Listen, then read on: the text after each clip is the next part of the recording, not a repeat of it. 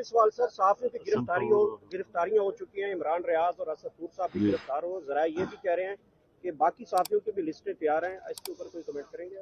تو اپنے دیکھیں اس وقت پاکستان کے اندر اپنے آپ کو ڈیموکریٹ کرنے والے، جمہوری کرنے والے، عوام کے الیکٹڈ کو حکمران کرنے والے، سب سے پہلا ذمہ داری کیا کہ آئین اور قانون کے مطابق حکومت ہونی چاہیے. اس طرح سے زبردستی اٹھانا اور دباؤ میں ڈالنا، مرضی سے ان کو پریشرائز کر کے اپنی مرضی کی باتیں سے کلوانے کی کوشش کرنا، میرے خیال میں انتہائی ڈرٹی پریکٹس ہے، اور پاکستان کے عوام کے نگاہ میں یہ لوگ گر چکے ہوئے ہیں اور یہ کامیاب نہیں ہوں گے. تاریخ پڑھیں، نمرود ہار گیا، فرعون نیل میں ڈوب گیا، یزید ہار گیا. ہر ظالم ہارتا ہے.